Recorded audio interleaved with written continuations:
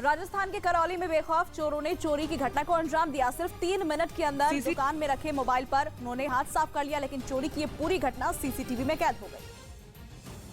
CCTV में कैद footage में एक चोर पूरी दुकान में इधर उधर भागता दिखा और हर एक चीज को खंगाल रहा था। थोड़ी ही देर बाद टेबल के पीछे से एक और चोर निकल आया जो हर रैक को तेजी से खोल रहा था और सिर्फ 3 मिनट के अंदर चोरों ने लाखों रुपए के मोबाइल फोन पर हाथ साफ कर लिया। करौली के हिंडौन सिटी में मोबाइल की दुकान को 3 चोरों ने निशाना बनाया।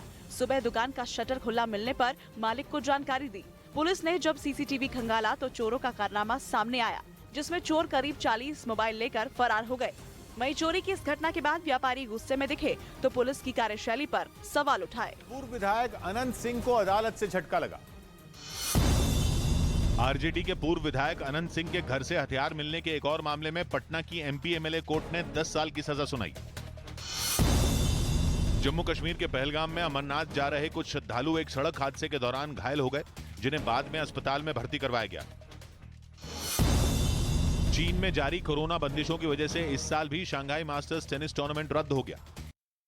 पश्चिमी मीडिया ने दावा किया कि रूस ने नॉर्ड स्ट्रीम 1 पाइपलाइन से जर्मनी के लिए गैस की सप्लाई शुरू कर दी, जो यूरोप के लिए राहत वाली खबर है। मतलब यह कि पुतिन के प्रेशर गेम के आगे यूरोप के देश पस्त हो गए, क्योंकि रूस ने यूरोप को घुटनों पर लाने के लिए गैस की सप्लाई रोक दी थी। और दावा है कि पुतिन के इस पैंतरे से डरकर यूरोपियन यूनियन ने 2 दिन पहले रूस के बैंकों से प्रतिबंध हटाने के संकेत दिए थे, क्योंकि यूरोप के देश ये मानकर चल रहे थे कि जंग में यूक्रेन की मदद करने की वजह से रूस अब उनको गैस की सप्लाई कभी नहीं करेगा, जिसकी वजह से यूरोप के सामने बड़ा ऊर्जा संकट खड़ा होने का खतरा मंडराने लगा था। पश्चिमी मीडिया का दावा है कि इसी डर से यूरोपियन यूनियन ने रूस पर लगे प्रतिबंधों में ढील देने का ऐलान कर दिया, जिसके बाद पुतिन ने भी बड़ा दांव खेलते हुए जर्मनी के लिए गैस की सप्लाई शुरू कर दी। रूस नॉर्ड स्ट्रीम 1 पाइपलाइन से ही जर्मनी को गैस की सप्लाई करता है और वहां से गैस यूरोप के देशों को भेजी जाती है। असल में 11 जुलाई से बाल्टिक सागर के नीचे से जर्मनी को जाने वाली नॉर्ड स्ट्रीम 1 पाइपलाइन से गैस की सप्लाई ठप कर दी गई थी, जबकि उससे पहले नॉर्ड स्ट्रीम 1 पाइपलाइन से सिर्फ 60% गैस ही रूस से सप्लाई की जा रही थी। लेकिन जैसे ही 10 दिन पहले यानी 11 जुलाई को इस पाइपलाइन से गैस की सप्लाई बंद हुई तो पूरे यूरोप में खलबली मच गई थी। हालांकि गैस की सप्लाई रोकने के पीछे रूस ने रखरखाव और तकनीकी कारणों का हवाला दिया था, लेकिन यूरोप के देशों का मानना है कि गैस की सप्लाई बंद होना अचानक हुई घटना नहीं थी, बल्कि ये पुतिन की एक सोची समझी चाल थी, क्योंकि जर्मनी पहले से ही गैस की सप्लाई में आई कटौती की वजह से बेहद परेशान था और फिर 11 जुलाई से रूस से आने वाली गैस पूरी तरह से बंद हो चुकी थी।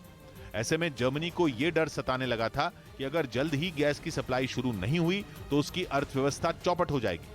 मतलब यह कि रूस की तरफ से गैस की सप्लाई रोकने की वजह से जर्मनी तिलमिला गया था। उसे यह लगने लगा था कि रूस अब नॉर्ड स्ट्रीम 1 पाइपलाइन को किसी भी कीमत पर नहीं खोलने वाला है, क्योंकि यूक्रेन जंग शुरू होने के बाद जर्मनी ने रूस की नॉर्ड स्ट्रीम 2 पाइपलाइन को शुरू करने से इनकार कर दिया था। समंदर में बिछाई गई ये एक ऐसी पाइपलाइन थी जिससे रूस यूरोप तक गैस की सप्लाई दुगनी करने वाला था, जिसे फरवरी में ही शुरू किया जाना था। लेकिन यूक्रेन जंग की वजह से जर्मनी ने इस पाइपलाइन को हरी झंडी नहीं दिखाई थी, जिससे रूस का पूरा गणित ही बिगड़ गया था। माना जा रहा है कि नॉर्ड स्ट्रीम 1 पाइपलाइन से गैस की सप्लाई कम करना पुतिन का नया प्रेशर गेम था। ऐसा प्रेशर गेम जिसमें फंसकर यूरोपियन यूनियन उस पर लगे प्रतिबंधों को खत्म करने पर मजबूर हो गया। और हुआ भी कुछ ऐसा ही, क्योंकि दावा है कि पुतिन ने जैसे ही गैस की सप्लाई रोकी, यूरोपियन यूनियन ने रूस के बैंकों से प्रतिबंध हटाने का ऐलान कर दिया। मतलब ये कि पुतिन की चाल के आगे पश्चिमी देश पस्त हो गए। पंजाबी सिंगर सिद्धू मूसेवाला की हत्या करने वाले शूटर्स मनप्रीत और जगरूप को पंजाब पुलिस ने एनकाउंटर में ढेर कर दिया। इस दौरान काफी देर तक संघर्ष चलता रहा था। एनकाउंटर में शामिल अमृतसर के डीसीपी एमएस भुल्लर ने क्या कुछ कहा, सुनाते हैं आपको।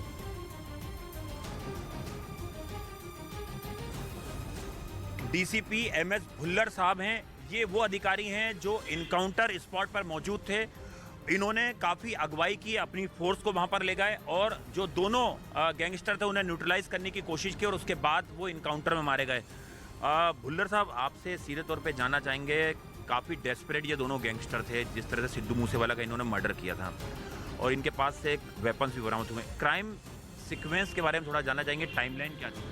देखिए, जब हमारी एजीटीएफ की टीम और मानसा पुलिस की टीम ने ज्वाइंटली इनको, इसमें हमारे अमृतसर कमिश्नर पुलिस के भी 2 ऑफिसर्स थे, इन्हों को जब उन्होंने कॉर्डन कर लिया था, रेड के लिए अंदर गया तो उन्होंने पहले फायरिंग शुरू कर दी।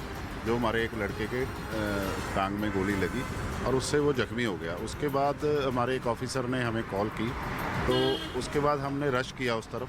तो मेरे साथ एक एसपी थे, हम इकट्ठे बैठे हुए थे, तो हमने जाकर इमीडिएटली जब उस जगह के ऊपर पहुंचने की कोशिश की तो उन्होंने हमारे ऊपर भी फायरिंग की।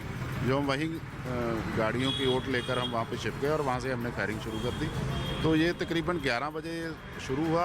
11:45 के करीब हमने सारी तरफ से इनको कॉर्डन कर लिया था और 4:30 बजे तक जो ये सारा जो है इनकाउंटर है, हमारा लाइव इनकाउंटर ये चला।